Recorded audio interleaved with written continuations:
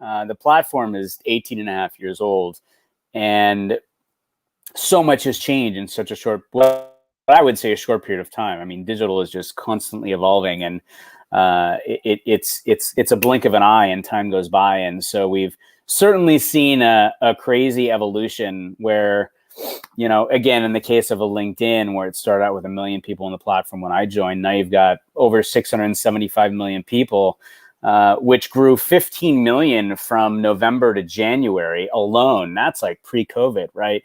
Where everyone is online, right, over the last 6+ months. But of those 675 million, you've got probably 250 million that are quote unquote active, meaning you've got a profile. You're not creating any content or anything, but you're there, if you will, right? But it's only around single percentage points. Last was 1%. I need to get an update, but that are actually creating content. So you've got so many platforms out there, right, that you can show up on.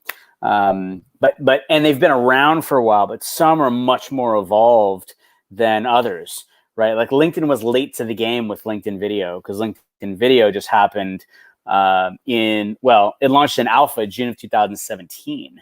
LinkedIn Live launched just last year around February. So they were behind the game, if you will, compared to other platforms. But like anything, when you go to these digital playgrounds they build for you, if that's your home, like that's where you live, when everything new comes, it's like this new shiny penny, right? Not really looking at, oh, they're behind these or those. It's more like, oh, we have this now. So it's, I would say, LinkedIn has definitely evolved so much in just the last handful of years alone, especially with video, because it really changed the game, Mark. I would say it's the first time it became human with a heartbeat. And I don't mean that it wasn't like that before. I'm just saying before that, it was, you were showing up in your proverbial suit with your suit speak and no video, right? So you were sharing articles or writing articles or posts or what have you. And it was just all business. But when video came out, it became human with a heartbeat for the first time. And it became personal and emotional and real, and it was really interesting, dynamic, exciting, heartfelt, and it truly did change. I mean, it changed everything for me. It changed my life, which we can talk about in a little bit. But so I think just when you think about the digital landscape as a whole, whatever the platforms are, right? And for example, we're broadcasting across multiple platforms, right? IBM TV, and we're on Twitter and Facebook, and it's so many, right, that you shared with me. So the beauty about technology evolving is that it allows us to be able to connect in ways that historically we weren't able to do, right? And in times like these, now more than ever, especially in a pandemic, which no one ever could have expected, we can't go to the conferences we'd go to. We can't go and meet with prospects and clients and partners and friends. And you can't just go out and have lunch or dinner with people. It's an ordeal, right? If you can do it at all. So we all have that natural need to want to connect with one another. And I do have a degree in psychology. I won't get all psychobabble on you, but we naturally... We want to have that connection with people, right? That human connection. It's so important. And so I think a lot of people, I always say there's a silver lining to everything, no matter how bad things look, no matter how bleak they may be. In this case, right, I think people are now looking at things like we're doing right now, whether that be broadcasting live through live streaming or pre-recorded video or getting on other technological platforms like Zoom and others, which allow you to have conversations missing the physical touch, right? But everything else is there. It's an incredible gift. And I think people are realizing, wow, this isn't something that I looked at before and said, yeah, maybe I'll do that. Now it's like, no, I need that. I crave that. I need that connection, right? Yeah, we all need that connection. There's no doubt about that. The one thing I was curious about was you're over there in California. I know that Tim Sohn, your partner in crime, is over there in Pennsylvania. So I'm sure a number of folks will be curious as to how y'all met and how y'all connected and things of that nature. He's actually watching right now. I'm seeing he's giving comments and everything. He's definitely watching and checking out what we're saying and giving us both shout out. So definitely appreciate Tim watching and catching what's going on. But I'm sure a number of folks would like to know how y'all met. And the other thing, whenever I've watched you and watched Tim, I don't know if you have any background in comedy, if you've ever done any comedy or anything of that nature, but y'all definitely have a natural comic flair. And I actually have some friends that are stand-up comedians. So I don't know if that's anything that you've ever worked in or thought about working in, but if it's not, you should consider it. All right, so let me answer both of those. So we'll start with Tim. So Tim is my producer. He is my partner in crime. Tim and I actually met through mutual friends, and we actually met in person for the first time at the very last conference of the year pre-COVID. It's when COVID started getting talked about. It was social media marketing world, and he's amazing. He really is amazing. And I love him with all my heart. He's just such an incredible guy, and he's got two amazing daughters and a beautiful wife, and he's got this great personality. Like, he's very dry, and yet though, and he's punchy. Like, he's very quick. So that being said, in terms of the comedy stuff, so here's a little background for you guys. So I was actually I was a pound and a half miracle baby that wasn't supposed to live. I grew up with a neurological disorder called Tourette syndrome, which are uncontrollable tics and twitches. So I was weird pretty much my whole life. And sharing the story and dealing with a lot of bullying growing up, and I was always the outside kid, and last to get picked and all that kind of stuff. It was hard. I'm not gonna lie, it was hard. And it wasn't until like high school that I started to slowly break out of my shell. But the comedy part is interesting because most people that have Tourette's, there's three things that I find to be in common, one or all. For me, and I was on medication for a while growing up, which was basically to be a calming mechanism.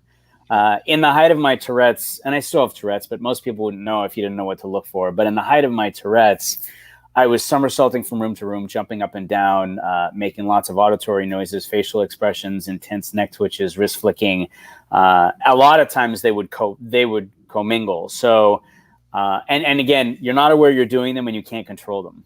So this medicine I was taking was meant to be like this calming mechanism. It wasn't made for Tourette's. It just happened to be this something that they had given me, and it would knock me out for like 30 minutes at a time. Literally, I'd fall asleep in class. It was horrible. Side effects were horrible. And I got to a point where I said to my mom, I can't take these drugs anymore. And like any mom, she said, well, okay, are you sure? And I said, yeah. And long story short, I didn't take them anymore. And I found these natural calming mechanisms like music. I've been a musician my whole life. And every time I play, it's like I'm in another world. I can pretty much play every instrument with the exception of the winds. That's what my son plays. And so it's cool. Play all by ear. I did learn how to read because I had to growing up in a music academy, but it was kind of in one ear, out the other. I play from the heart and can pretty much jam with anyone. I just have to hear it, and then I can roll with it. So music was always a big thing. Dancing was another. I'm always said to me, I'm going to teach you how to dance, and you're going to thank me for it, because all the girls are going to love you. And she was right, but I loved it. It was, and psychologically looking back, it was really weird, Mark, because I wondered, when we're on a dance floor, more times than not, we're making weird noises, facial expressions, flaring our bodies in different ways, getting our groove on. And everyone's like that. Maybe I felt normal in a sea of people that didn't, because that was me all the time.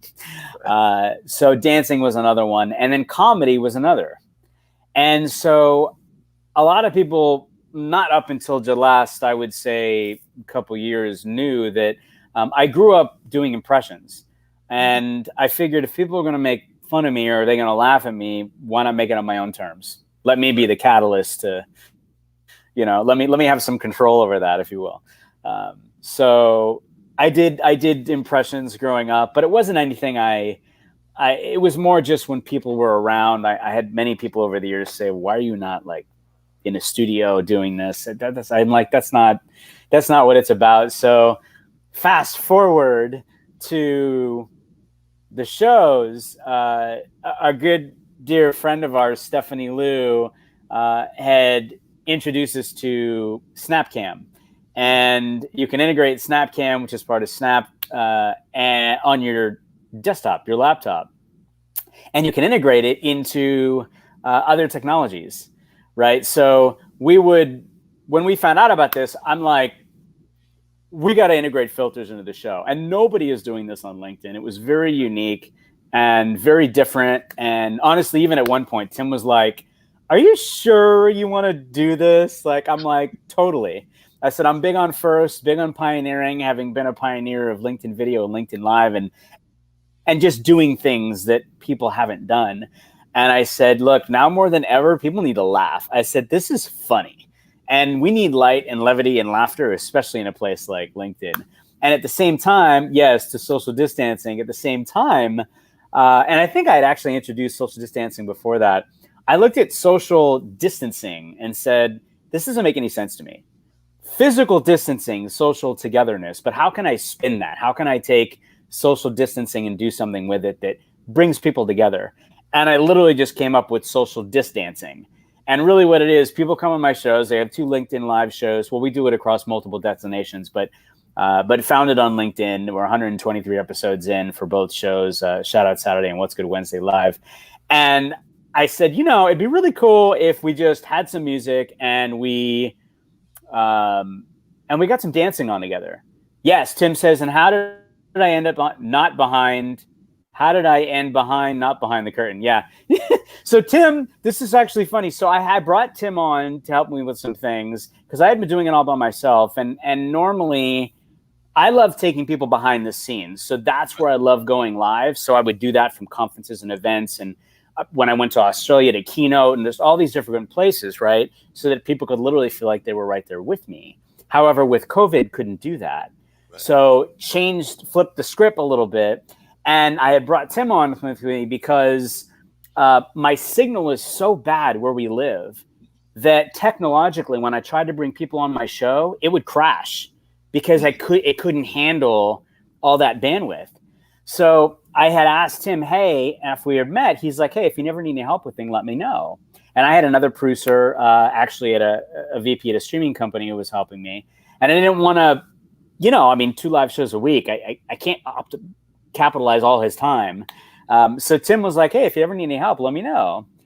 And he's like, yeah. I'm like, wow, great timing. So I'd love to have you help. And one time became another time, became another time. And then I started to just say, hey, Tim, why don't you come on with me? Why don't you come out from behind the curtain? And then it was just like, I'm just like, yeah, Tim, just come on with me all the time. And we just really vibed together. And with the filters, it was no holds barred. It was like, it was hilarious. And we really do have this awesome dynamic together in person. I have a very boisterous personality, and Tim's, again, kind of more mild mannered and dry. And it's a really fun dynamic. And I like to think that I bring him out of his shell too. So we have a really, really good time together. And what turned out being a couple times became, Tim being my full-time producer in the shows, and we have so much fun together. And I so appreciate him. He's just truly, again, an incredible human being, and we have an absolute blast. And it's all about radiating positive vibes, Mark. It's like, the between the filters, between the social distancing, all of that, I just was thinking to myself, this is such a hard time that we are all in. We have no idea what's happening, no idea what's going to happen. We've never been here before. What can I do to help? How can I give, right? How can I lift people up? Because my why is to inspire one person a day. And so I'm always thinking, like, how can I do that? And we've done that. We've done that every single show. And because people have told us that. And that's...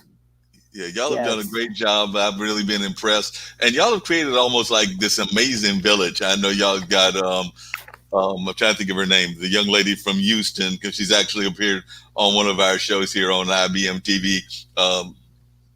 And the name was almost coming to me, but it didn't quite come there. But I know she's got the boat, if that helps you any, but she's got the... Veronica Jeans. Yeah, e-commerce, our e-commerce queen, Veronica Jeans. Yeah, I love her.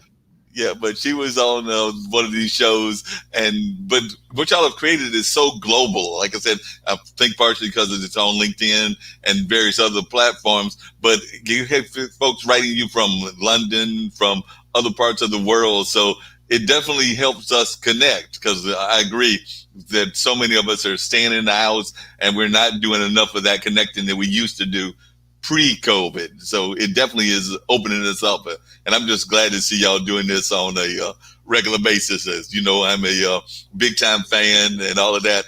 But I do want to get back to something that you said, and that's of the whole concept of how the and I hate to even use these terms, but the disorder that you had got you out and everything. Because I've actually got dysgraphia. It's a form of dyslexia. It wasn't diagnosed till I was well into my adult years and everything. And I sometimes think that our school system doesn't do a good enough job of trying to recognize these things. Or if it does recognize it, it tries to medicate it too much. So I'm just wondering your thoughts on that as well. Yeah, that's a really, really good point, Mark. And so one, I want you to know that that's a gift that you have. It's a gift. It's a superpower. It is something that you are blessed with. And I say that too because between the Tourette's and barely making into this world, literally, I mean, I was this big. It was a miracle that I was even able to make it. And then dealing with all of that, right? It wasn't until my very first LinkedIn video, Mark, which will be 3 years towards the end of this year, that I actually shared my story for the first time. And I never talked about it. It wasn't ever anything I wanted anybody to know. I mean, it went off here and there. Definitely never anything I talked about in business because I didn't want it to cloud anything. I didn't want it to affect, again, in my head, this is what I'm thinking, right? I didn't want it to affect anything, impact anything. I didn't want people to look at me different or treat me different. And it was the first time that I finally felt like I was all of me here, right? Like it wasn't just, this is my persona here, this is my persona there. It was, this is me. And it was really emotional. It was really hard. It was scary. I was scared to all get up to do it. And all the love, support, and encouragement that I got, so many people saying how inspired they were, and thanking me for sharing the story because it helped them in what they were going through. It changed everything. It was when I realized that, again, it was a gift, and it was something that I was given it with a purpose, and the purpose was to share it, and not to share me, but to share the story to help someone else. So educationally, I'm with you 100%. And I've done some speaking around this, in that, yeah, it's tough. I mean, I grew up going mostly to private schools, and then I actually went to the last 3 years, 3-4 years of my schooling. I decided I wanted to go to public schools. I wanted to be around more people. Again, a shift comparatively. But I required a lot of attention. I had a hard time focusing. I was like squirrel, it was like, and retaining information, forget it. I mean, it was so hard for me. So there are different things that you can do to help. But, when it comes to schooling in general, when it comes to, it's hard, right, Mark? I mean, especially if you're talking about huge classes, I mean, and getting extra help and, it's a very interesting dynamic. I'm really fortunate. I mean, my mom spent so much time with me when I was a kid. Wow. I mean, we had to learn in very different ways. She would spend hours and hours with me. I mean, I remember being up late at night and just losing it. I'm like, I'm just so tired. I don't want to do this anymore. And she'd say, get up and go run around the block and then come back and we'll hit it again. This is like 11 o'clock at night, But those are the kind of things that would need to do to help get me refocused. So I've known so many people that have so many gifts like you and like me, Mark. And, we don't always think about it that way. So anybody that's out there that has what you consider to be a disability, I want you to realize that you're not disabled. You're differently abled, right. And you were given that gift for a reason, and to share that. There's plenty of people we know that are doing it all the time. And David Riley, who is incredible. He's from Scotland. He's on LinkedIn, and he's in your camp, and I'm so inspired by him. The fact that he shows up and he's consistently showing up and he's sharing, and he's been on the show a bunch of times too. And I love it. I want people to feel empowered. I want them to feel like they can in this digital world that we live in. Right. I mean, if you're not showing up, you're not seen and heard. And if you're not seen and heard, I mean, what are you going to do? Yeah, that's a very good point that you made and everything. I was actually just thinking as you were talking that I've got a friend that teases me sometimes. And I don't know if it's because of disability or just because of my unique personality. I think that we all have unique personalities, and I actually enjoy my unique personality because I'm a big fan of animals. Y'all know that from some of the comments I make on your show and everything. So I'll be out with this particular friend, and a dragonfly will come going by, and they'll be like, they call it like my squirrel moment or the dragonfly moment, because the conversation might be something real deep. The dragonfly will fly by, and I'll be like, "Whoops, there's the dragonfly." Yeah, it's great. I love it. I love you, Mark. You're awesome. Yep. Sometimes you're just observing things, and sometimes those observations might come out of nowhere to the average person. Because I think that's why that particular friend teases me. Because, like I said, the conversation might be around one thing, but then something else distracts me, and it centers my attention away from that. So yeah. I think that happens on occasion. Absolutely. And so I've got a couple of friends that tease me about that. So they are used to it, because I think they've gotten used to that as being part of the nature of my personality. Absolutely. And that's okay, right? So Tim wants to know what you're serving at the dinner party tonight. Well, the dinner party, we're going to have to figure out something, because actually I just did not change the title, because the Monday show is the radio show with Mark Lee, and I had not made the change and everything. So I actually didn't go correct that, Tim, just to make sure that folks know they're on the right show, because Monday night or Monday afternoon is the radio show with Mark Lee, Mullins Music and Memories, which is the later one, and then Wednesday is the online dinner party, complete with the trivia game. So definitely, if you sit there, you can watch the trivia game. I had a contest where you had to guess a historical figure that was had a lion as their pet, and I will tell you that they were from France. So that ought to narrow it down some, but I've mentioned that to a few folks, and of course you can go back and watch the back issue and find out who that person was. But so far I've had 4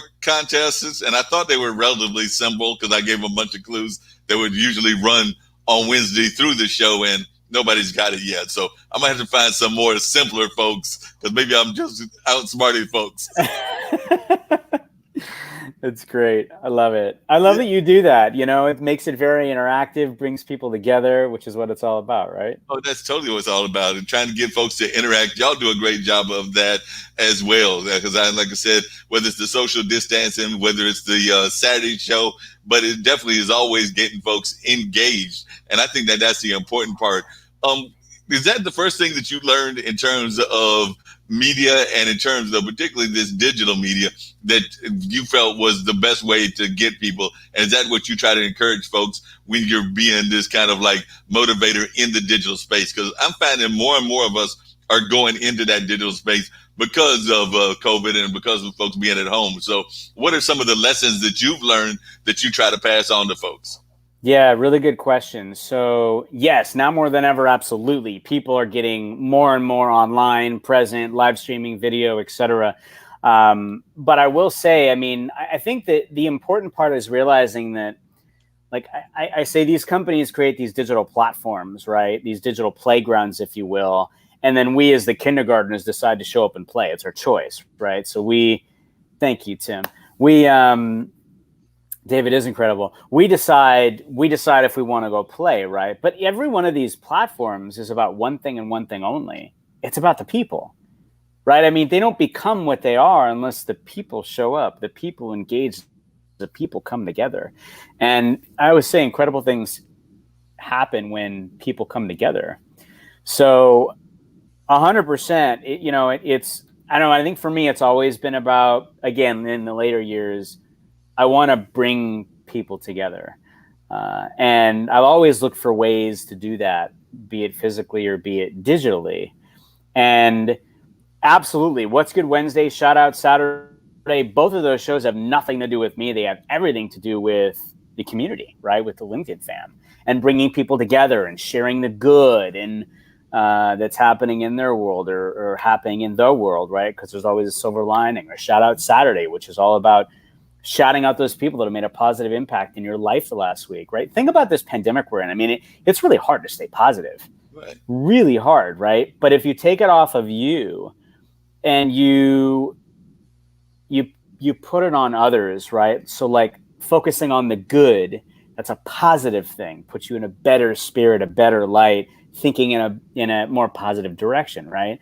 Shout Out Saturday is giving gratitude. Well, you always feel good when you give gratitude to someone or for someone. So I think thinking about those things just dynamically. And by the way, this is really cool because someone had asked on one of the shows, wow, 123 weeks, that's crazy. Have you ever looked at the numbers? And I'm like, yeah, because Shout Out Saturday just started like this, Mark. It was literally me getting on video chats with people during the week. And I'm like, these are amazing human beings. I want to give them some love. I want to shout them out. And that's what it became. So it's like 232 weeks and over 22,150 video chats and calls and hugs in real life pre-COVID, and then thousands and thousands of comments, right, of people sharing the love and the gratitude for all of those that have made a positive impact in their life. Like, that's impact to me.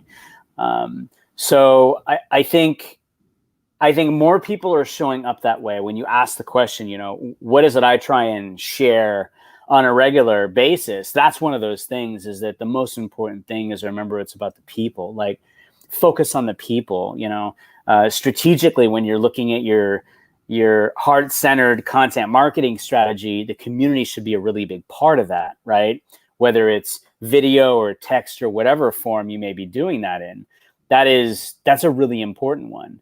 And I'm really proud of so many people that have done that, right? Because it brings us together. We all want to be a part of something.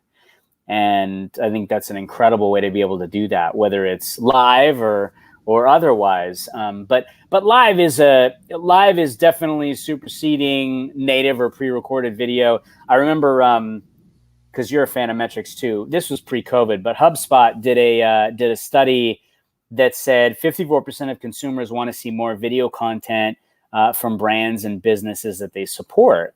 And they went on and predicted that video would account for 70% of all mobile traffic by next year. Now, again, these are all pre-COVID. Everything is skewed to the guild, right? Because everybody's online all the time. But I think, I always say it's the heart of it all that matters, and especially in these times that we're in and coming out of it, because we'll never be where we were before.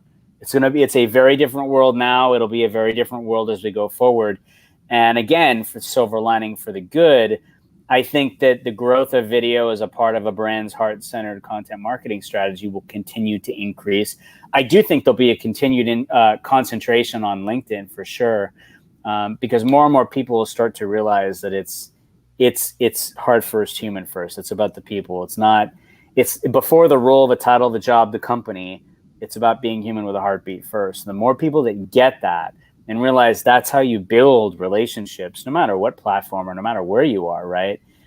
That's where you start, and you share your stories and the journey and your vibes, as I say, and and that's what brings us together. That's what connects us, right? Like, I loved your vibe. First time you came on the show and Tim brought you on, I'm like, this dude is so cool. Like, I love his twang, and he's just positive and happy, and he's got a great beard and a great smile, and yeah. Thank you. I appreciate that. Definitely. That's the way I felt about you as well. I'm sitting there going like, I got to find a way to get to Brian so I can actually meet him in person. Because like I said, I was feeling that same spirit and that same vibe with you. So definitely the love is definitely shared across the platform. Like I said, I just think Tim is amazing, and I've definitely grown to love you as well.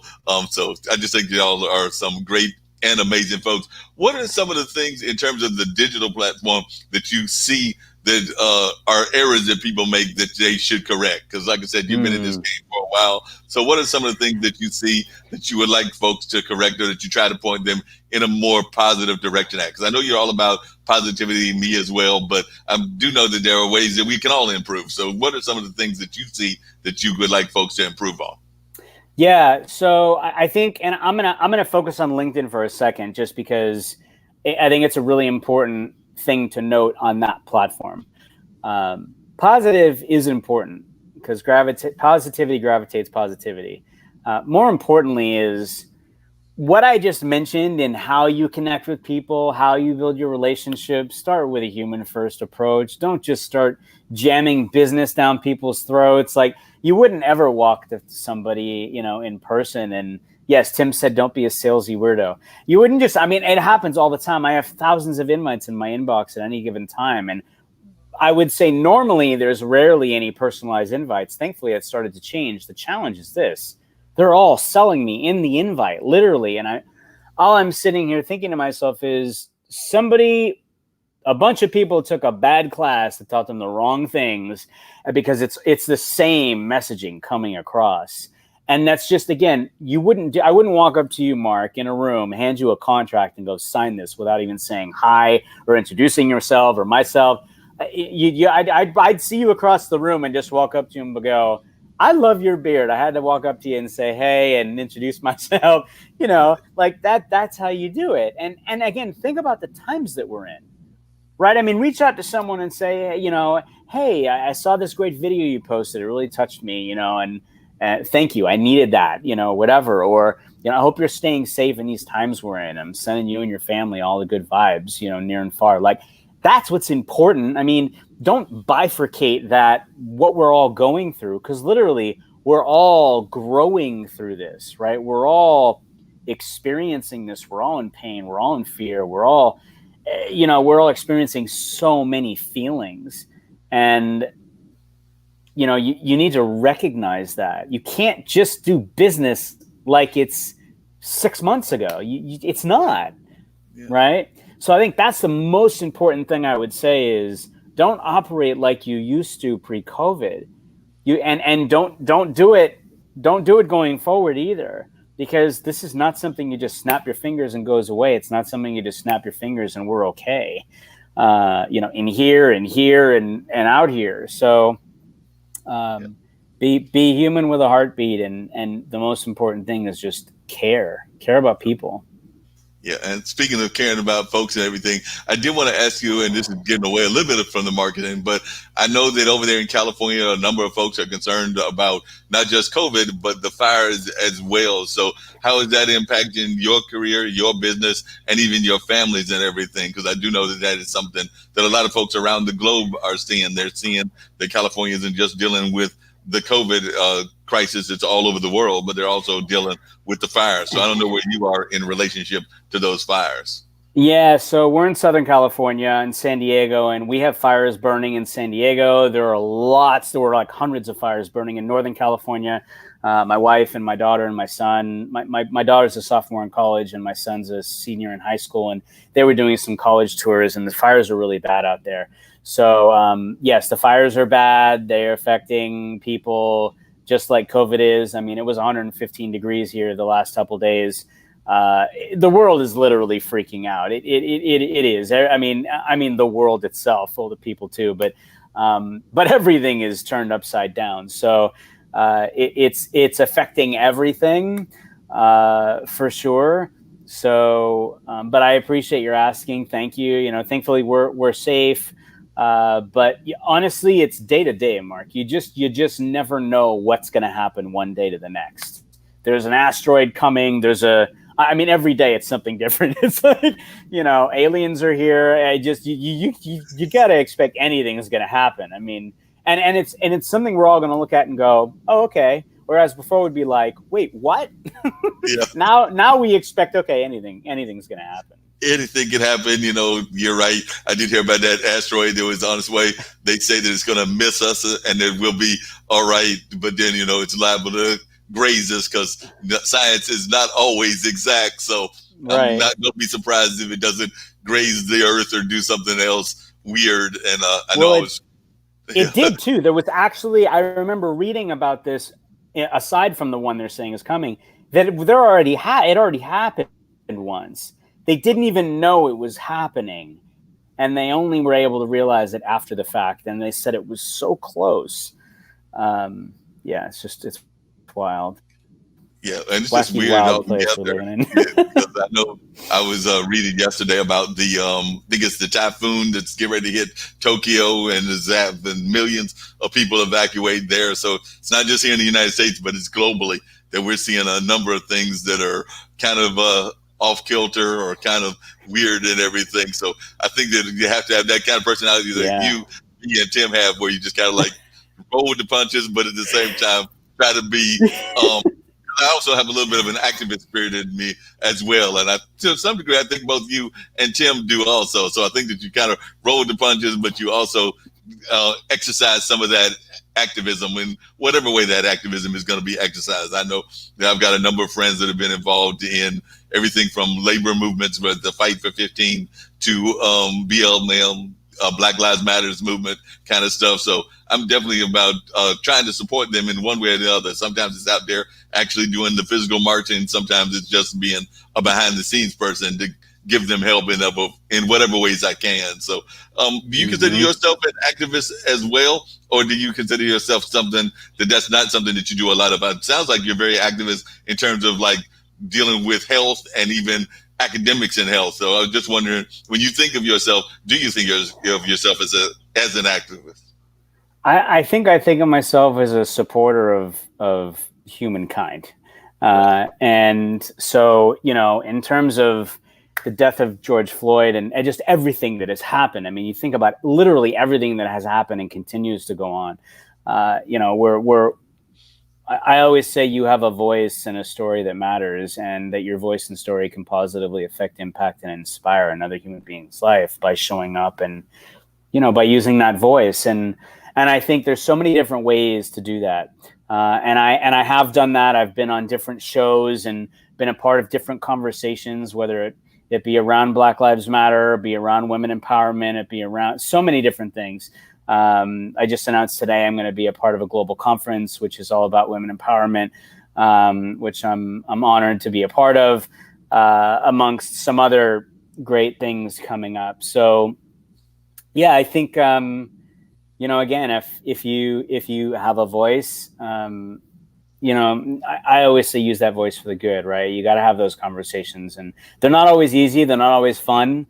But the more conversations that we have together, which is what it's all about, right? It's coming back together, recognizing things and recognizing people, and that, yes, all lives can't matter until Black Lives matter. It's so. Hopefully it answers your question a little bit, but no, that definitely answers my question. It shows that you're definitely a person that's out there concerned about those issues, and definitely are finding a way to use your voice, whether it's around women empowerment, as you just said, or whether it's around Black Lives Matter. But it definitely shows that you're one who is passionate about these issues and everything. I said earlier I was going to ask about this, but how are you coping with the children being in the house and everything? Because, like I said, there are 4 of y'all there. I think you were hoping that at least one of them was going to be off in college, but that hasn't quite happened because they are still in the house, and who knows whether the high school one will make it to college based on what's going on with COVID and everything. But how are y'all coping as a family? I mean, definitely everything I've seen is just like Tim's family. It's a very loving family, but I do know that y'all were probably looking ready to let one fly the nest. Yeah, I mean, my daughter, so my daughter, like I said, is a sophomore. She's actually in junior college. She had gotten accepted to 9 schools across the country and decided to bank her scholarships, and it was really adult decision, and save her money and then transfer. So obviously it's all physically dependent upon how we come out of this in terms of timing. But I think both the kiddos will fly the coop. I'm excited and sad at the same time. And they're both digitally in tune just from a schooling perspective. Thankfully, their schools jumped pretty quickly in evolving, whereas others didn't know what to do or how to do. So I'm really, really grateful and thankful for that. And they both seem to be, I mean, I think it's always tough, especially for kids, not to be able to be with their peeps all the time. But they have those opportunities, they're safe and have those opportunities to get together with their friends in safe environments and such. So that's good too. But that's something too in this whole pandemic where, again, silver lining, people are spending more time together as a family. They're also pulling their hair out more because it's like, you're where there was a big gap during the day. Well, now you're all together. But as my dear friend Winnie Sun was saying on one of her shows the other day, she's like, find those spots that you have to do that work, right? And it's not your bedroom, it's somewhere else or whatever it is. And it's kind of like working from home, like to find those spaces and those times, and it helps to make things a little bit easier in transformation. So we're good. We're good. That's good. I'm glad y'all are doing good. Now, I'm a sports fan. I mentioned that earlier. I've been following the Clippers. I want the Doc to get one more title. He got one with Boston. I know that's a tall order because they got to get past Denver, and Denver looks like they want to give them fits. And definitely, if that happens, they got to get past either the Lakers or Houston. So that's just to make it to the championship, much less what might face them out of the other conference. But I was wondering, are you a sports fan, and do you have any certain teams that you root for, either in football, basketball, or baseball? Or for that matter, I know one of my producers is all into cricket because he's from India. So I don't know if you follow any of those sports, either international sports. Well, I grew up in LA, so I grew up going to Dodger games and Laker games. I didn't go to Kings games. My wife's a huge hockey fan, which is a whole other dynamic with what's going on. Like months of hockey every single day. Like she's loving it. But honestly, ever since I had kids, it was like, okay, this is my focus. It's like I took time away, wasn't focusing on sports and everything, and I always love big games. Like I watch the Super Bowl, we'll watch the end of seasons and such. But I've caught a couple bits and bytes from a hockey point of view. I did go to a couple Clippers games growing up, but that was a long time ago. So yeah. Well, the Clippers are an interesting team. I don't know about you, but like I said, I've watched over the last couple of weeks some of the NBA games, and it's just kind of surreal watching the fans watch from their home because you see them holding the dog, you see them dropping drinks, and you sit there going like, it adds a nice little touch to it, but it's also a weird touch. Yeah, I was going to say it's an interesting dynamic, right? The fact that I remember watching a couple baseball games actually just because they happened to be on, and I'm like, I'm going to check this out. I've got the cardboard cutouts because there's nobody in the stadiums, no matter what sport they are. So they've got all the cardboard cutouts, which is really funny. One of them showed Bernie from Weekend at Bernie's, if you've ever seen the movie, like, as a cutout, and like, and they're digitally chiming in fans so that they can root on as if they were in the stadium, which I thought was really, really cool to do. So I think it's awesome how they've done what they can, not only for the fans, but for the players, right? Because the players are used to lots of noise and all of that as a dynamic in the game. So I like how that's kind of morphed. Just like we talk about schooling and having to change and all of that. By the way, shout out to all the teachers and parents who have become teachers in these times. Like, I think there is a much fonder appreciation, a much deeper appreciation for teachers now more than ever, which I'm so glad about. Again, silver lining, and hopefully they're paid appropriately because of it, because parents now understand, how underpaid teachers truly are raising our kids during the day. There's no doubt about that. I think it was the director or the producer, Shonda Rhimes, that made a quote about that when COVID first started, because she had made a comment about that she now had a greater respect for teachers and that they deserved much more money than they were actually getting paid. I forgot what figure she may have thrown out there, but she definitely, as one that is in that Hollywood kind of environment, understood that teachers are way underpaid and definitely need to get paid a lot more. So I agree with you on that, that we got to get the teachers some better pay, as well as a lot of other folks that are underpaid, Oh unfortunately. yeah. So we definitely got to do that. Now, is your wife also involved in digital media, or does she do something different? Because I know that Tim's wife, I want to say, is a teacher, if I She remember is a correctly. teacher. Yeah. Shout out to Tim's wife Joy. She's amazing. Again, you putting your lives at risk the way that you are. Yeah. So she's a teacher. All parents are teachers. But Tim's wife Joy is an actual teacher. Yes. That's what she does for a living. She's awesome. No, my wife is the opposite spectrum of me when it comes to digital. We are yin and yang in that respect. She actually had been in retail management her entire career. I actually worked for her in high school, believe it or not, at a men's store called Structure. When it used to be Structure, it was part of the Limited brand, and then all of that happened. But I was a sales guy on the floor, and she was the GM in the store. And yeah, we've been married 21 years this year. So yeah, so that's the world that she's lived in. Obviously, being affected by COVID, retail's gotten hit so hard. Interestingly enough, we were driving by the mall the other day, and most malls are ghost towns, and they turned the parking lot, and this is happening a lot. They turned the parking lot into a drive-in. So they have a huge digital screen they've put in the lot, and they've gated it off and such. And on it they have pictures of movies that they're going to play, and it's like $50 a car or something like that. And yeah, I think it's great. Again, silver lining, right? I mean, I remember going to the drive-in when I was a kid. I'm like, and then they disappeared, and kind of like roller skating rinks. It's like, bring all this stuff back. I mean, so much fun. Yeah, the roller skate rink, I'd have no problem with bringing that back. Of course, I'll probably be on my old school backside. boogie. So I might try to still put a roller skate on, but I know me, I would probably be sitting there on the butt, sitting there going like, I can't believe that I'm sitting here and I just fell down. But and of course, at that point, that's going to be when the teenager is like the superstar is going to come skating by, taunting you, and I'm going to be like, look, I'm the old man. I'm trying.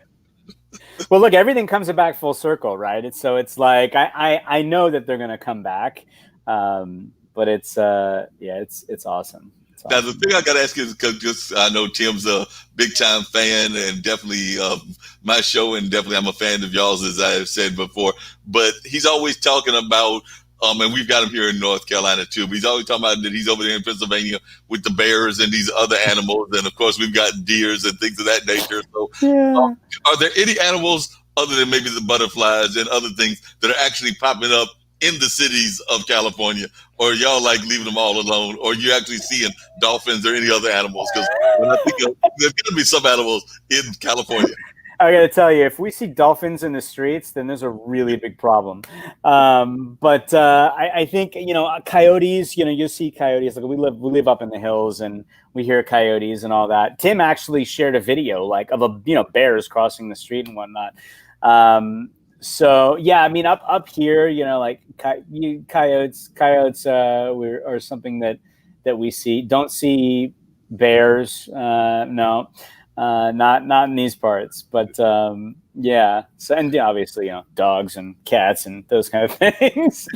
But yeah, the regular pets. But y'all haven't had any New York moments, because I remember no lions, tigers, and bears. No. I was actually thinking of the New York moment, because the mythology was always that there would be like the alligator that was stuck in the bathrooms of New York or things of that nature. But that was like some of those urban myths. So are there any Southern Cal urban myths around animals, or just in general? I'm sure there got to be some good Southern Cal myths. Oh my gosh. I mean, I'm sure there are. I can't think of any off the top of my head, but I mean, we've got the Wild Animal Park, we've got the zoo here. Thankfully, I haven't heard about any, escapes or anything, anything like that. But yeah, now you're gonna make me look. I'm sure Tim is looking it up right now, and he'll drop it. Tim's probably checking it out right now. He's already given a shout out. He's already given a shout out to the coyotes, so I'm sure he's looking up stuff as well. he's gonna Shout out find to out. Tim, by the way. He's blowing up the He's comments. gonna I find love out it. for us whether it exists or not. So definitely appreciate him checking that and everything. But see, I'm already worried, Brian, because one of the things I'm thinking is that based on the personality I've seen of you on your show and just what I'm gathering of you, I'm afraid that if a lion or a tiger breaks out, you're gonna harbor them. You're gonna be like harbor in the backyard. You're gonna keep them in the backyard. You're gonna like kind of protect them from getting recaptured. So I can see you as being like the one sitting there going like, 'cause you definitely have that warm heart. That's the impression I get from both you and Tim. So I can see the lion and the tiger basically give you that poor pity look, and you'd be like, "Look, I got a backyard back here, so you can chill back here." You can come hang out here. Come on. I'm not sure how my HOA would feel about that, but yeah. Yeah, the HOA But may it's not be good. but it's true. Like my kids, especially my daughter, she's got such a soft spot. Both my kids do for animals, and like we'll see dogs in the neighborhood, and they get lost. This has happened a couple times over the years, and they'll grab them and literally just start going around the neighborhood, house to house to house to house. Is this your dog? Is this your dog? Is this your dog? Is this your dog? And then nobody answers, and we hold on to the dog, and then finally we find them, or they find us, and yeah. So No, I can relate to that. My dad, who is still living, he's turned 80 back in June. But I remember he one time found a turtle, and he's always had a love for turtles. He's got a love for a lot of animals. But turtle is a very special animal that had a number of them. He's had everything from a giant tortoise to little small turtles. But one time he found a turtle, and the turtle had broken its leg. And so, and it didn't last long after he did this, but he actually put like little small wheels on the turtle in order to keep the turtle alive. And I think he's even got pictures of that somewhere, so I'm gonna have to find that at some point. But he had the little wheel on the turtle and kept the turtle alive for at least a little bit longer. But he was feeling sorry for the turtle. The turtle broke his leg, and he's figured he'd give him turtle wheelchair. Like that's awesome. I remember my kids. So we used to have ivy all over our house, and there would be little nests, and I loved it. We had little nests of birdies, and yeah, Jim, right? Who let you out of your cage, Tim? Yeah, so it fell, and there was a baby birdie, and my kids were little. They were little, and I remember. I had pictures and I had wrote stories about it on LinkedIn. I'm sorry, on Facebook, because I saw it pop up in my memories. And just my kids with their huge hearts, oh, the babies, and we tried to do everything we could to help. And yeah, so it's I think soft spots for animals. That's really cool, though. Baby turtle with the wheel. That's awesome.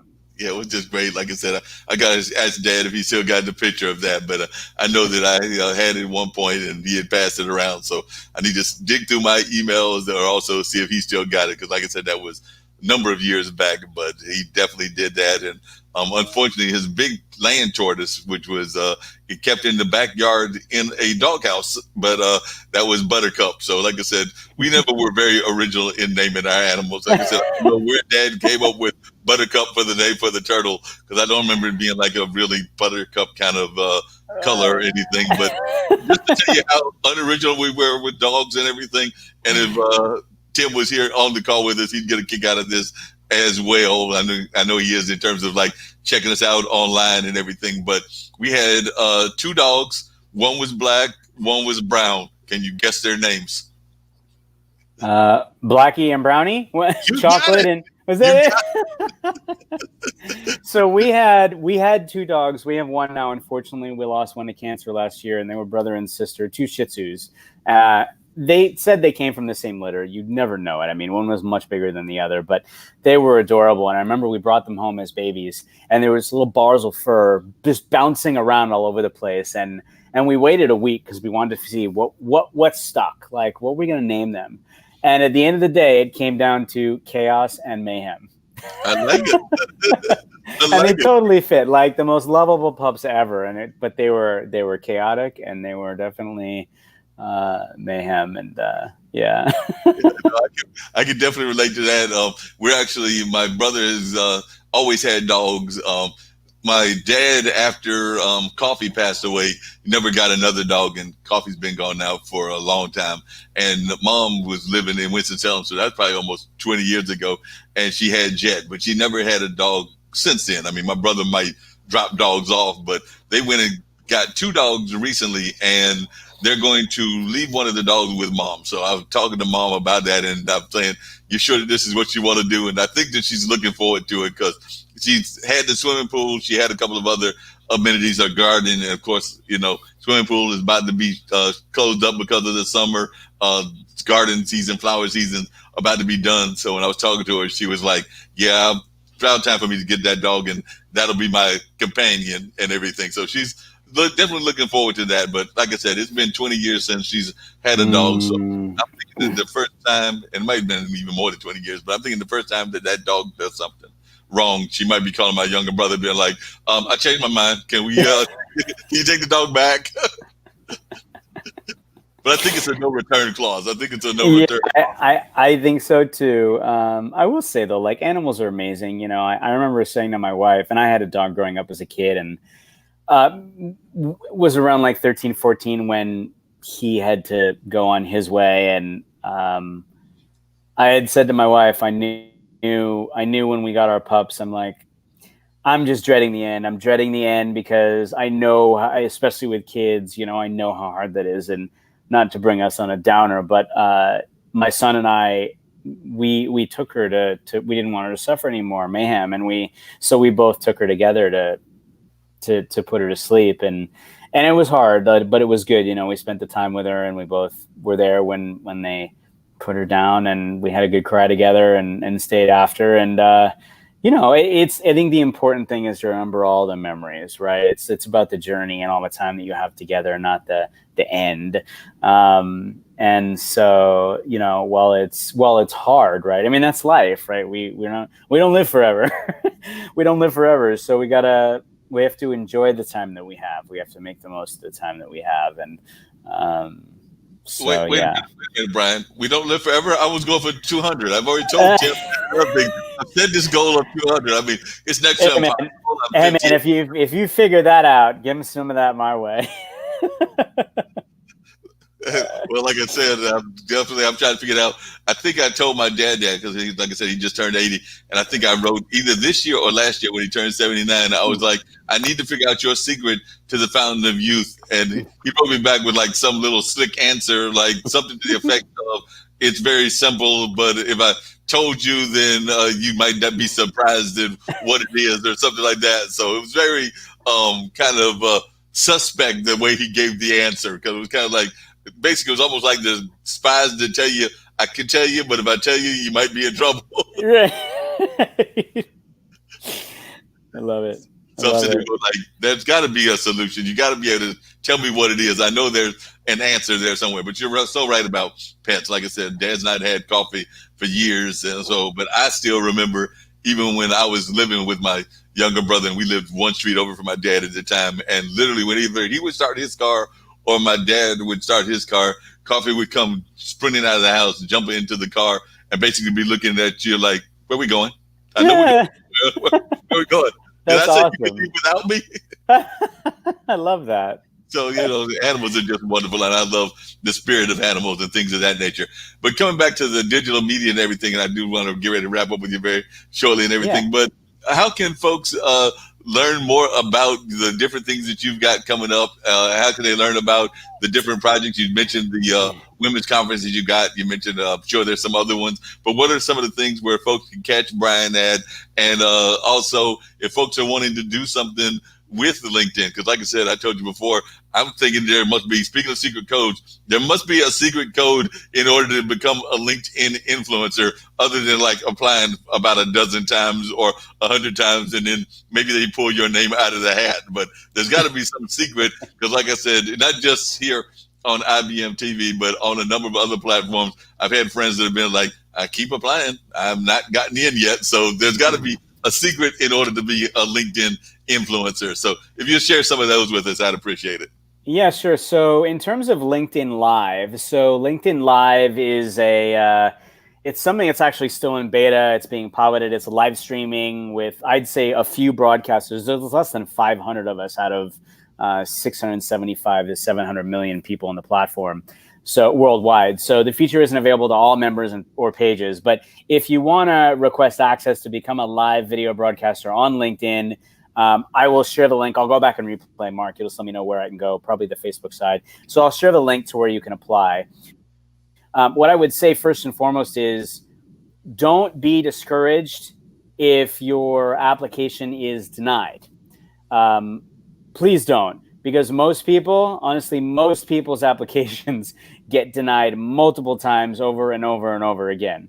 So that would be the first thing to just know is, okay, hey, you're just like everybody else in that respect. What I would say, though, is if your application is denied, here's a couple tips. Tip one is go live on other platforms. So show LinkedIn that you're already creating video content, live video content. So I suggest live streaming on Facebook, Instagram, YouTube, to name a few. Make sure it's set to public so that Tim is killing me. So that you can share those links in your application. It's a pretty lengthy application and you want to share that kind of stuff. So that would be tip one. Tip two is create native videos on LinkedIn. You want to create and upload native videos on LinkedIn and show LinkedIn that you know how to create videos. Now, the cool thing is tip one helps you accomplish tip two. Use your live video broadcast and slice those up into micro content, 60 seconds or less, for LinkedIn video clips. Right? And make sure you call that out when you share it. Great show today, episode 123 on Facebook, YouTube, and yada, yada, right? And share that on LinkedIn, right? Sorry, we weren't able to go live on LinkedIn. Don't have access yet, but we keep applying, right? That way they know. So definitely realize tip two helps you do tip one. And then tip three is engage on other live streams on LinkedIn, right? So when you engage with other people's live streams on LinkedIn, it grows your tribe. You'll better understand the feature. It also shows that you're invested, right? Also, ask to be guests on LinkedIn live host shows, right? Because the worst thing that happens, you got a 50-50 shot. They're going to say yes or say no. But if you don't ask, you're 100% in the no. Right. So always ask. When you show up on other people's live shows, as Mark knows, LinkedIn sees that. Right. And it tells them the type of vibe that you have and how you flow in conversation. They want to know that too. Right. Four is don't be discouraged. So take actions on 1, 2, and 3, those tips I gave you, and then reapply, share those links to your shows, keep those things in the application. And in the meantime, go and support others, build your tribe. Again, go back, engage in the post, let them know you're appreciating their content. You don't have to be there the whole time. Just show up, give some support, slam those reaction buttons, hang out for a little bit, and then you can roll out. So that's around LinkedIn Live. If it's in terms of LinkedIn in general, like if you've been on LinkedIn for years, but you just look at it like a digital resume and a place to look for a job, and now you realize it's this full-on engagement platform. I had a LinkedIn Jumpstart course that I created last year with a dear friend of mine, Rob Balasabas, fellow creator and just a very dear friend. It's a 15 free lesson course filled with nuggets to get you what I would say newbies to LinkedIn started. So even if you are new, and it's linkedinmasterclass.thinkific.com. Again, I'll share these for you, Mark, and so that you have them, and then we'll put them in the comments. And the other thing too is, if anyone's out there that has questions about how to LinkedIn video or LinkedIn Live for you, your business, you're an entrepreneur, you're a C-suite exec, you're part of a team. Yes, shout out to the motorcycle that's by your place. And you want to talk video strategy, live or native, I would love to chat with you. So you can schedule a free 15-minute consultation call with me. It's calendly.com/voiceyourvibe. And again, I'll make sure you have all these. The last one is this before I choke here. Come join me as a guest on one of my 2 LinkedIn live shows. Have some fun. It's all about fun. There is no, Mark will tell you, there's no pressure. It's Shout Out Saturday Live each week, 9 a.m. Pacific, 12 p.m. Eastern, and What's Good Wednesday Live on Wednesdays, 11 a.m. Pacific, 2 p.m. Eastern. We have a good time. We're sharing gratitude. We're sharing love. We're talking about the good. We're doing some social distancing together. We have fun with filters. Again, you walk away smiling, laughing, and if anything, for just a brief moment, not thinking about this crazy world and a pandemic that we're all growing through together. So that's really the whole mission is helping to make sure people are feeling a little bit better. We've literally had people come on the show that were depressed and have left saying, I feel so much better. And so that means everything. Like, to me, that's impact. Like, it's incredible. Oh no, that's a great impact. There's no doubt that y'all are having a great impact on folks all the time. I do have to tease you about something because I'm thinking this California thing because we have a guy that comes on our Tuesday show. They do a whole celebrity thing on Tuesdays on one of our IBM TV platforms, Henning Morales. And he's always talking about his tribe as well. So I'm beginning to think this whole tribe thing is a California thing. Do all you folks in California think about tribes? Well, again, my company is Voice Your Vibe. I always say your vibe attracts your tribe. And and we all have tribes, right? We all have tribes that are literally out there waiting for us. All I got to do is show up, right? Show up and voice your vibe. And that's what you're doing, Mark. And that's what I do. And that's what I love. And I love inspiring other people to do too, because I think a lot of times we're out there going, well, who's going to care what I have to say? Or, I don't know how to show up. Or the reality is you just all you got to do is be you, right? I mean, that's the most important thing is just show up and be you.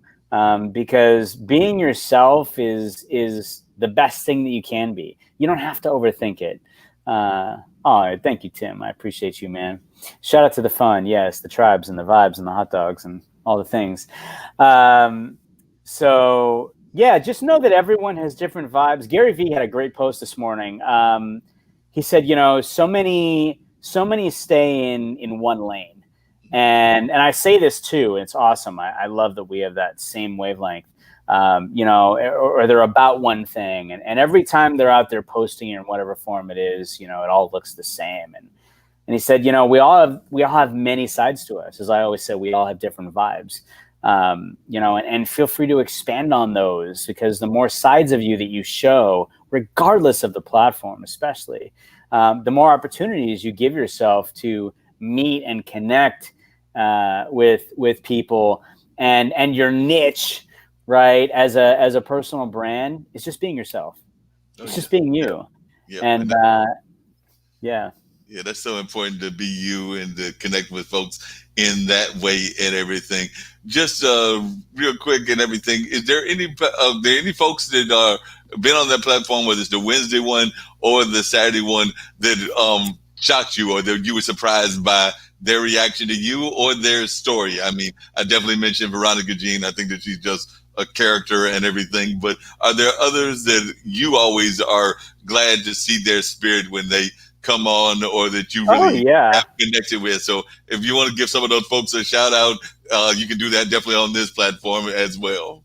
Oh my gosh. Yeah, for sure. I mean, we love Veronica Jean. She's just always so much fun. She's got this incredibly contagious laugh and smile, and Molly, her giraffe, comes with her, and so much fun. Nancy Lewis Hill is amazing. Her wittiness is like razor sharp. She's just awesome, and she has so much fun. Oh my gosh, there's Wendy Glavin. Love having Wendy on the show.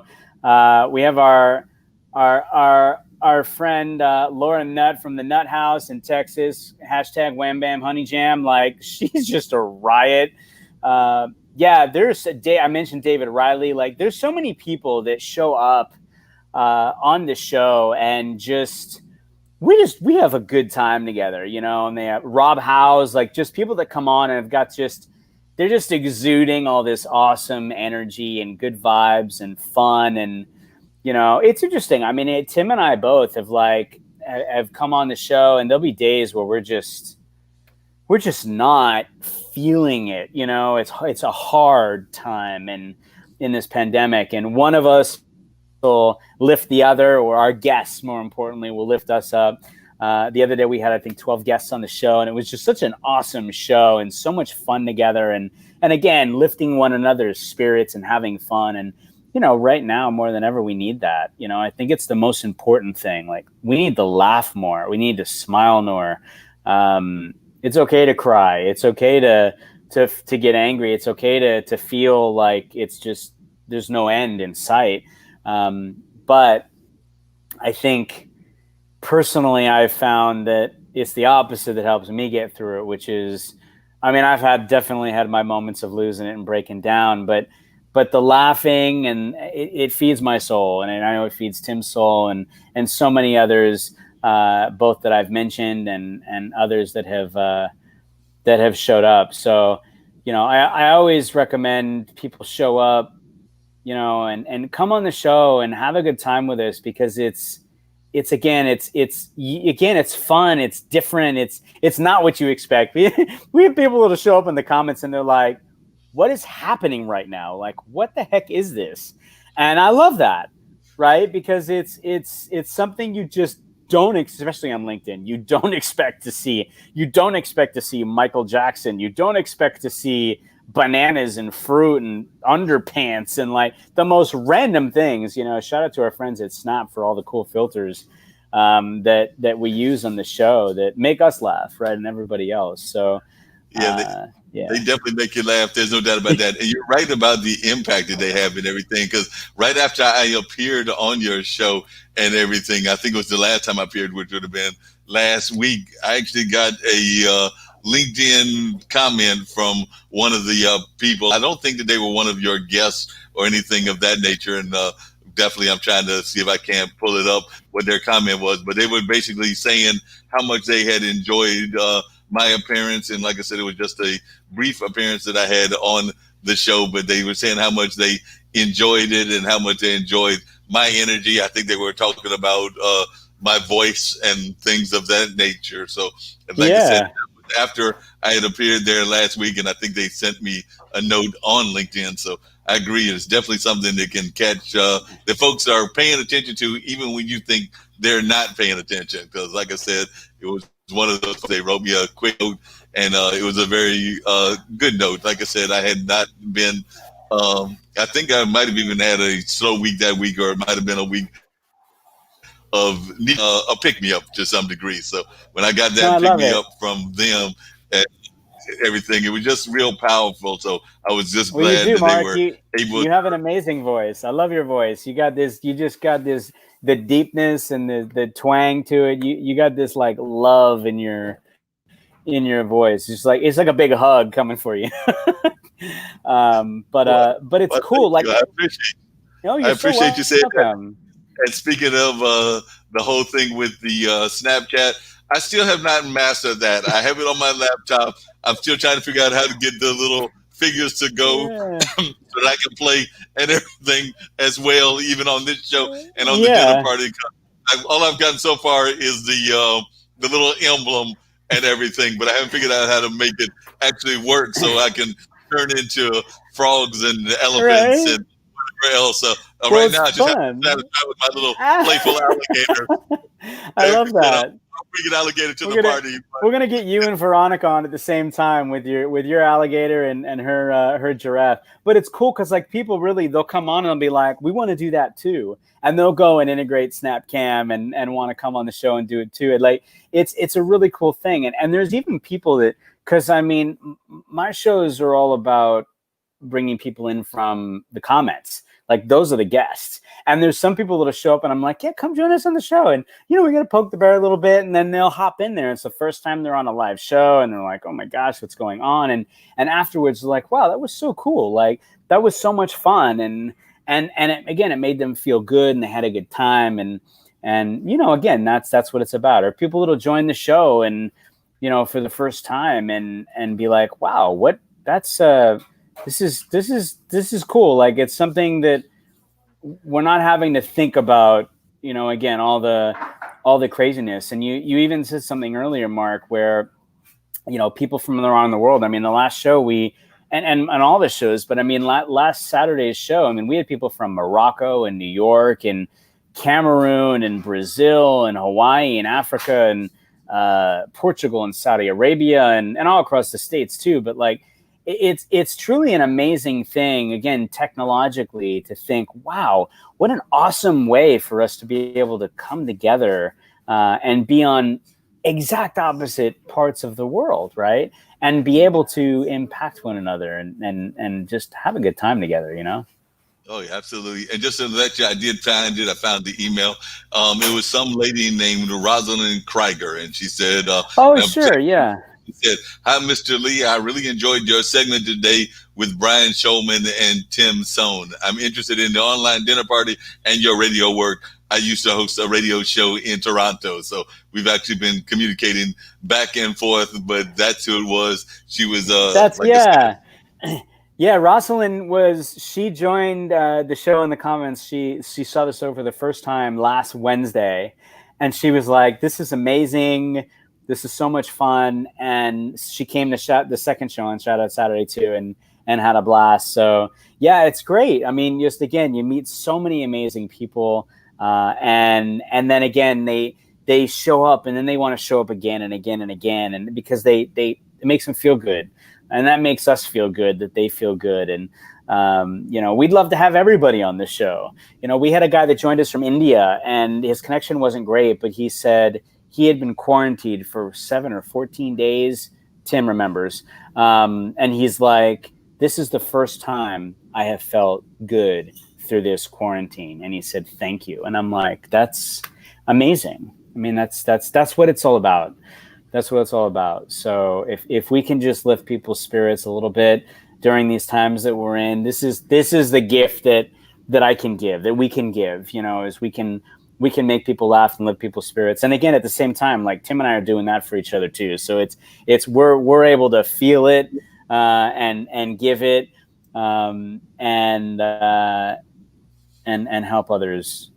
Yep, and like I said, I agree with you. I want everybody in the world on the different platforms, whether it's y'all's platform, whether it's the platforms we got here on IBM.TV or a number of other ones. There might be a couple of folks I'm not sure I want them on, but that's just a personal thing. Because, like I said, there's people around, like hanging out around Washington, and I don't know about some of their politics. So some of them I'm not too sure about, but that's just me personally. No, I feel you. And that's, again, like the whole purpose of the show is it's fun, right? It's like share something good or give a shout out, social distancing. It's really clear cut. It's not, hey, let's talk about politics or, religion or what. No, this is let's talk about the good, share the good and give gratitude and again, have some fun, right? And again, it's a different dynamic. It's unique in its own way in so many ways. And again, I love that about the shows and I think people do too, because again, you don't have to think, it's not intense. It's fun. It's good. It makes you feel better. And that's what we can do. Job of doing it. It definitely makes you feel better. I just love, like I said, your energy and everything.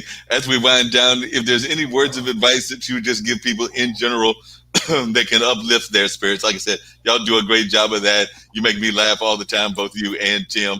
But if there's any words of encouragement or anything that you can share that you want to share with our listening audience that might get them to lift up their spirits, in particular, they're going through a hard time, not just with COVID, but maybe they're going through a health crisis, a divorce crisis, or some other crisis in their life. But I think that people like you with your spirit are always able to get us on a more positive mindset. So I don't know if there's something that you can share that you would want to share that might help uplift people.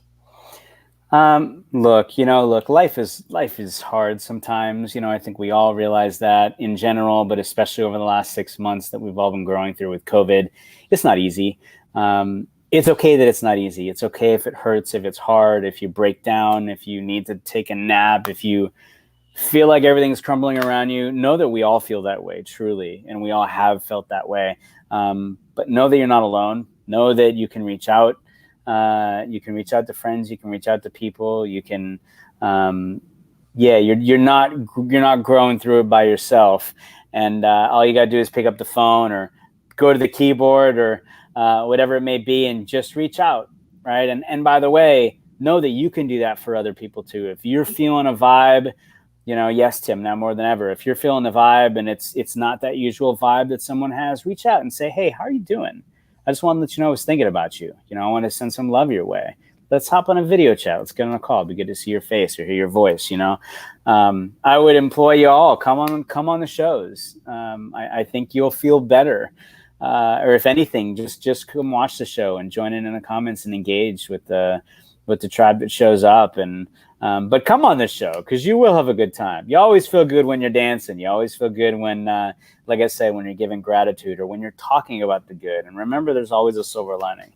Trust me, I know from experience. Like whenever things look like they are falling apart around you, usually that means you're growing the most. There's something good about to come. But more importantly, just know that you've got people around you that care about you, and that you are in it together with others, and it's something that you can talk about with others. It's not something you have to wonder. Again, if you're going through other hard times during that we're going in. I mean, everybody's experiencing tough times, so yeah, you're not alone.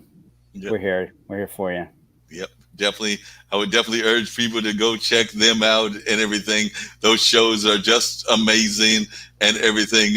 What's the quickest way folks can find you, Brian, if they want to catch you on Wednesday or on Saturday? You did give the times, but if you want to give the links or ways that folks can reach you, if you remember those off the top of your head, then we can definitely share that with folks, because I do want folks to come and check y'all out on a regular basis. I do know, and I'm springing this on both you and Tim out of nowhere and everything, but I do know that IBM TV, which I'm part of and everything, is looking for content. They've got about 50 hours of content right now, and they're hoping to have 100 hours by the end of the year. So if either you or Tim want to bring your platform on to here on a regular basis, I'm pretty sure I can speak for my producers in saying that we would welcome you onto this platform as well. So just let me know. Yeah, I would love to chat with you about that. Would be honored. Would be absolutely honored. So let's definitely talk about that. Yeah, but you can connect with me on LinkedIn. That is my home. Again, it's where I've lived for almost 17 years every single day. Shout out to Stefan, who just showed up. He's been on the show before. He's amazing. He's got some awesome shows, by the way. But yeah, so if you go to linkedin.com/in/Brian Schulman, that's my channel. If you send me a personalized invite, say, hey, Brian, saw you on the radio show with Mark Lee. That way I won't miss your invite. That would be great. I'd love to connect with each and every one of you that is watching either live or in replay. That would be wonderful. And yeah, it's usually that's the best way. That's the best place to connect for sure. So much love to you, Mark. I'm so honored to have been your guest. Thank you so much for welcoming me and asking me to be a guest on your show. Honored to be with you and your tribes across all the platforms. And thank you to IBM for being able to join you. And again, yeah, I would love the opportunity to chat about bringing the shows to this platform as well. Sounds great. Definitely look forward to it. I'll talk to Kim Calhoun and Nick Palveda, who are the founders of the IBM.TV network. And of course, folks sometimes want to know, is it associated with the big company? And it's a very loose association because they had done some consulting work. So the IBM actually totally stands different from that. And it's a totally separate platform. But some do sometimes try to want to make it the same company. And they've done some work with that company, but it's totally separate from that platform and everything. So just to let folks know, but yeah, we have all kinds of great programming, including one that I think you would really enjoy, but it's some friends of mine from Colorado, and they're doing a show called Talking Upstream, and it's basically them whiteboarding ideas. So they're creating like their own podcasts, their own sitcoms, their own TV shows, and it's literally you watching them whiteboard, and through the powers of the internet, you can comment. I know I have a field day commenting because they were reading a ghost story yesterday, and I was giving them all kinds of ideas for what the ghost should do or should not do. So, like I said, that's every Sunday. I think it's like around 4:30 to 6 our time. So 4:30 to 6 East Coast time. So what's that? 1:30 to 2 or 2:30 to 3 in terms of West Coast, where you Yeah. in Colorado are. So definitely, it's a great show. It's one of the shows. We've also got a lady from South Africa that does a music cafe. So Alexandria's Awesome. Music Cafe, and she's on Sundays as well. She's on Sunday at 3 o'clock. My friend Zach does 2 funk shows. One called Funk Music with Zach. That's on Sunday, and then Funk from the Front Seat. Funk from the Front Seat, which is on Nice. afternoon. So there are a number of programs like that. They also have invited me to come on tomorrow because my brother got me into fantasy football decades ago, and their the fantasy football show as well. So I'll get on there and tell them how bad my fantasy football team is going to do. I mean, I did get Tom Brady and I did get the Ravens, but the computer picked, I think, half my team. So I'm not even sure who my players are or how good they are. So I got to try to do some juggling, maybe some trades. There you go. But we'll figure it out one way or the other. And I actually surprised myself last year, Brian, in the fantasy football. I actually came in third because I was in the Final Four, lost the first round game, and got to play in the third place game, and I did win that one. So I That's finished third, awesome. won a little bit of cash, but I was feeling pumped. Thought I was going to finally get the championship. Didn't happen. So maybe 2020, with all the weirdness that's going on, maybe I can be part of the weirdness and I can win a championship this year. There you go. Well, I'm sending you all the good vibes for that. Please do. I love the positive vibes, and you're always sending me good vibes on a regular basis. You and Tim are just truly amazing, and I do love both of y'all dearly. I definitely consider y'all part of my tribe, and I'm glad to be part of y'all's tribe as well. So glad that you were able to join me. And like I said, I'll talk to you about seeing about getting the Voice Your Vibe, as well as some of your other shows on whether it's Shout Out Wednesday or Shout Out Saturday, or what's the one for Wednesday? You just said it. What's good Wednesday? But Yeah. what's up Wednesday? But hopefully we'll be able to get y'all on some of these platforms as well, and just increase the tribe, because I'm all about trying to increase the size of tribes. So hopefully we'll make that happen. But you were a truly amazing guest, just like Tim was when I had him on. So I was glad to be able to finally get you on. And you know that whether it's this one or whether it's one on a Wednesday, the actual online dinner party, that I will have to get you back, because you were always a fun guest, and I'm glad to be on your show multiple times. And I had to get both you and Tim back on one of my platforms whenever y'all are available, because I just consider y'all to be like my brothers in spirit. So definitely I have a couple of brothers in spirit throughout the world, but y'all are definitely 2 of my brothers in spirit. We love you, Mark. We do, man. So appreciate you. Thank you so much, my friend. No problem. I'm going to go let folks check out a couple of these comments and maybe make 1 or 2 comments to wrap up the show. And then I've got to get ready to do my other one. The good news, Brian, is that I don't have to do all 3 of them, because usually on Monday, I would be doing 3 of them. I'd be doing the Marc Lee radio show. I'd be doing the Mullins Music and Memory show. And I would be doing my live podcast, which is the more traditional, what I call radio-like podcast from 7 to 9.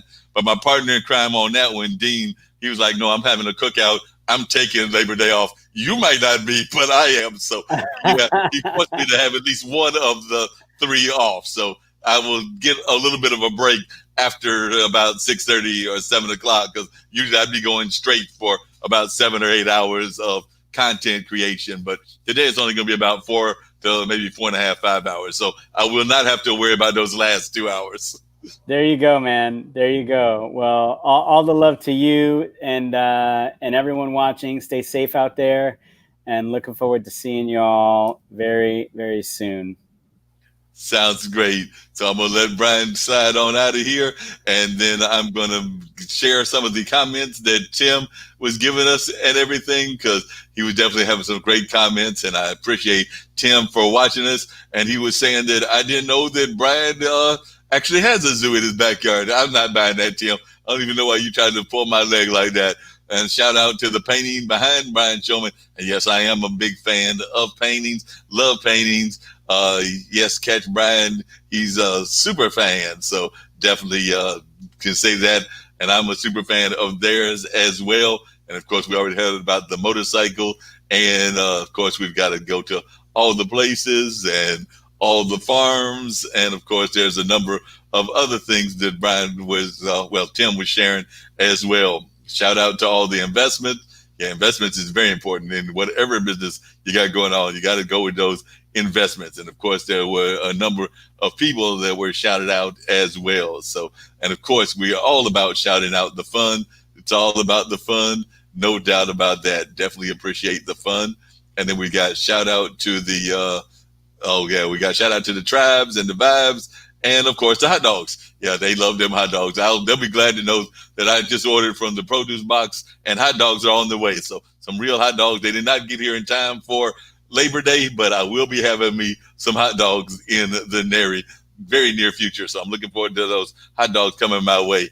And then of course we got shout out to more people, including Veronica Jean and Wendy. Yeah, as a matter of fact, I got to get Wendy on the show too. I've been telling Wendy that I want to get her on. Wendy is just an amazing person, and her whole family is amazing as well. And of course, we've got these number of other great folks that were also being mentioned as well. So definitely we're seeing a lot of great comments. Tim was just on top of it left and right. So definitely appreciate Tim for sharing his wisdom. Of course, he got to give a shout out to his favorite hot dog because he just loves that particular one. So of course, we got to give shout outs to that.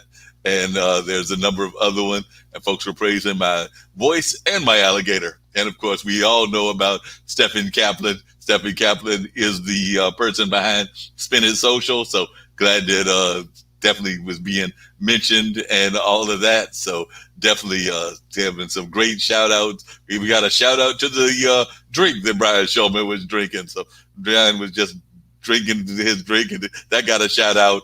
And of course, we got a shout out to What's Up Wednesday, Brian Schulman. So definitely appreciate all those great shout outs that folks were given and things along that line. So definitely appreciate all them great shout outs and all of that. So definitely appreciate that. And we heard some great comments. I'm going to bring Brian in just for one more second there and everything. Brian, I had to pop you back in there before closing everything out and everything. So definitely had a great conversation with you. Amazing and things of that nature. We do sometimes mention the important things that going on. Of course, we talked about COVID and everything else, and you gave such positive vibes. But I know that coming up in this month is World Peace Day, and the fine folks here at the network are going to be doing a celebration around world peace. And of course, we know folks are very much concerned about voting and things of that nature. So I know I'm putting you on the spot, but if you got any quick things that you want to say really quickly about world peace and around the importance of voting, I would love to hear that from you. And then that'll be a total wrap up for the show. World peace is something that we need more than ever. I think we've been talking about world peace ever since we could speak. So yes, world peace is something, each one of us can help. Like I said, we each have a voice, we each have a heart, and we each can show up, and one life can impact another. It becomes a ripple effect. That's how it works. So definitely do your part to bring peace and kindness to the world, wherever and however you can. Simple, small acts of kindness never get unnoticed. So whether it's something simple like opening the door for someone, or reaching out to give somebody a call, or putting a nice comment, or telling someone they have a nice voice, right, Marc? Yes. I've run out of water, so I'm going to lose my voice in a second. But yes, it's shout out to the, what was that? Peaceful coding? Shout out to peaceful coding. Sure. Tim's shout outs everything. Yes. Shout out to Tim and the typing. So yes, and show up. Show up in all means of both things that we're talking about. It's so important to show up. So that's what I have to say. Definitely, please make sure you show up.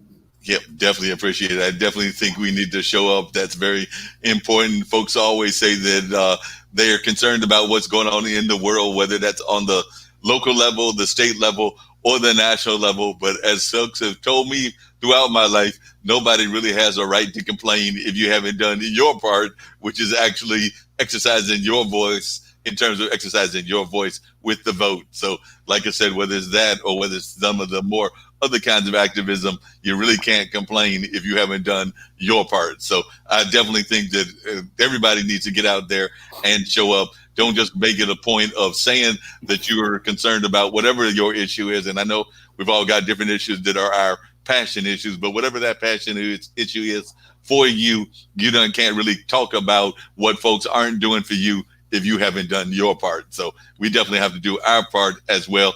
And it's something very simple. I mean, it doesn't take that long to either go to the mailbox if you're going to do the mail-in kind of voting and things of that nature. And even though it might be a long line, at the end of the day, that's not going to be long compared to what you're trying to gain. So definitely, whether you're going to show up at the polls or whether you're going to do mail-in voting or however you're going to get that vote done, I do urge folks to get out there and get that vote done, because I don't think we can really make any kind of complaint if you haven't done your part. And that's something very simple that we can do in this democracy that we live in. So I would definitely urge folks to get out there and get their votes in as well. So that's my closing thoughts on that.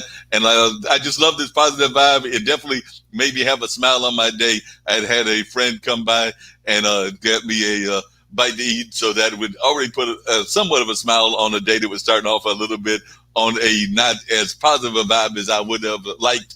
And then Brian and this whole conversation of about an hour and a half just was like the topping on the cake, and definitely gave me a warm smile. Definitely helped me get through the other show that I'm going to do, and that will just make the rest of this day and the rest of this week go by really well. So I want to thank you again, Brian. You are a great friend, and definitely glad to have you here on the show with me. So definitely, I just want to thank you for appearing here on the radio show with Mark Lee, and I definitely want to let folks know that I'm looking forward to catching up with you in the very near future, and definitely look forward to it. Hopefully one of these days we can actually catch up with each other in real life, in person, and actually get to meet each other and have a good time with each other in real time space. That being said, I'm going to put on something that I think Brian will get a kick out of. But one of the things we have here is that the daughter, and she's a young daughter of one of my producers, did a spot, and the spot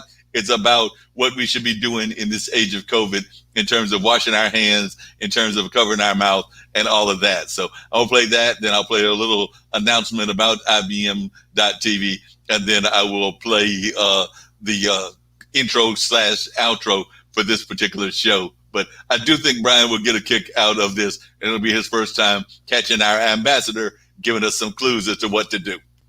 corona virus से कैसे बचेंगे? Okay, hand धोकर और ऐसे अपने खांसी जब आएगी तो ऐसे करेंगे, अछू अछू।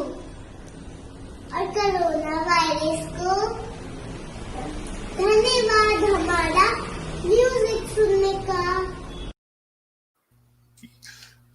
Such a So lovely thing. cute. Yes, that's my producer, Ankit. That is his young daughter, and she does her ambassadorial duties for us by telling us folks what to do in terms of washing their hands, covering their mouth, and doing all of that. So Ankit's daughter just does a great job, and we're glad to have her share those thoughts with her. And of course, as you can tell, she had her Raggedy Ann doll with her as well. So the Raggedy Ann doll was having fun also. And they're actually living in India. So we're just glad to have them share their thoughts with us. And right now, this is a little bit about IBM.TV.